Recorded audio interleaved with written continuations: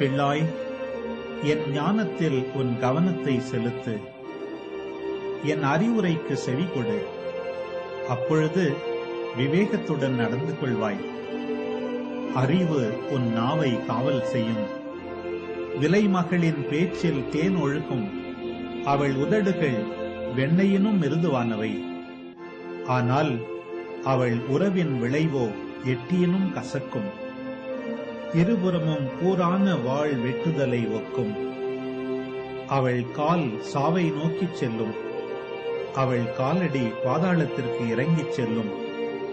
வாழ்வுக்கு செல்லும் பாதையை அவள் கவனத்தில் கொள்வதில்லை. அவளுடைய வழிகள் மாறிக்கொண்டே இருக்கும். அதை பற்றி அவளுக்கு கவலையே இல்லை. ஆகையால் பிள்ளாய், எனக்கு செவி கொடு. நான் சொல்வதற்கேற்ப நடக்க மறவாதே. அவளிடமிருந்து நெடுந்தொலையில் இருந்து கொள். அவள் வீட்டு வாயிற்படியை மிதியாதே.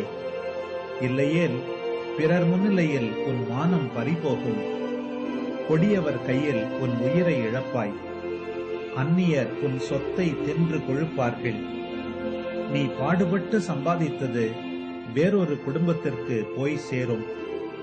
நீ எலும்பும் தோலுமாய் உருக்குலைந்து போவாய். உன் வாழ்க்கையின் இறுதியில் கலங்கி புலம்புவாய். ஐயோ, அறிவுரையை நான் வெறுத்தேனே, கண்டிக்கப்படுவதை புறக்கணித்தேனே, கற்பித்தவர்களின் சொல்லை கேளாமற் போனேனே, போதித்தவர்களுக்கு செவிகொடாமல் இருந்தேனே. இப்போது நான் மீளா துயரத்தில் மூழ்கியவனாய் மக்கள் மன்றத்தில் மானமிழந்து நிற்கின்றேனே என்று அலறுவாய்.